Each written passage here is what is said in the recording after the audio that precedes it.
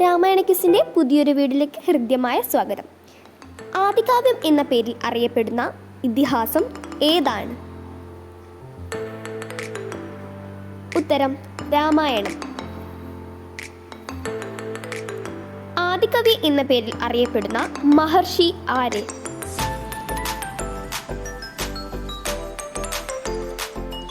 ഉത്തരം വാൽമീകി. സാധാരണയായി കർക്കിടക മാസം പാരായണം ചെയ്യുന്ന ഗ്രന്ഥം ഏതാണ്? ഉത്തരം അധ്യാത്മരാമായണം കിളിപ്പാട്ട്. അധ്യാത്മരാമായണം കിളിപ്പാട്ട് രചിച്ചത് ആരാണ്? ഉത്തരം തുഞ്ചത്ത് എഴുത്തച്ഛൻ. അധ്യാത്മരാമായണം കിളിപ്പാട്ട് തുടങ്ങുന്നത് ഏത് പദത്തോടു കൂടിയാണ്? ഉത്തരം ശ്രീരാമ രാമ രാമ. അധ്യാത്മരാമായണം മൂലകൃതി ഏത് ഭാഷയിലാണ്?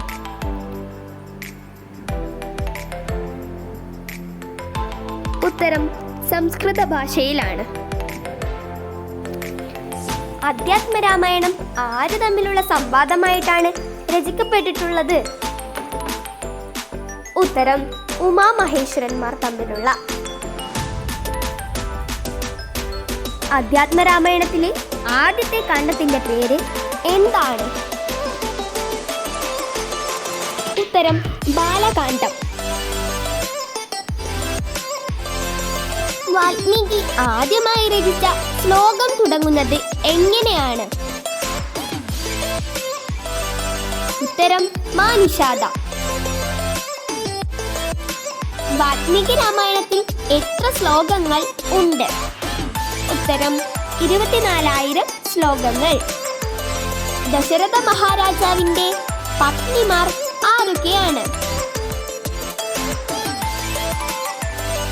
ഉത്തരം കൗസല്യ, കൈകേയി, സുമിത്ര.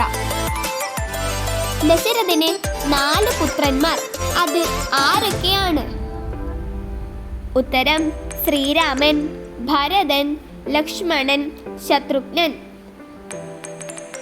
ദശരഥപുത്രന്മാരിൽ മഹാവിഷ്ണുവിന്റെ അവതാരമാരാണ്? ഉത്തരം ശ്രീരാമൻ. ആദിശേഷന്റെ അംശമായി ജനിച്ച ദശരഥപുത്രൻ ആരാണ്?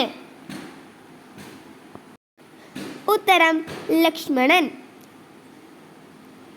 ഭരതന്റെ അമ്മ ആരാണ്? ഉത്തരം കൈകേയി.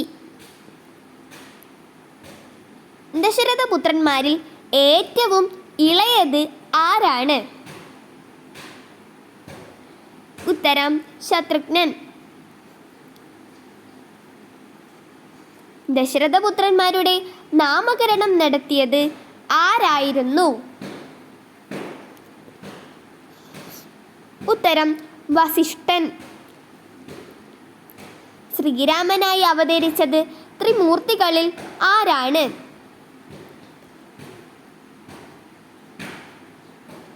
ഉത്തരം മഹാവിഷ്ണു.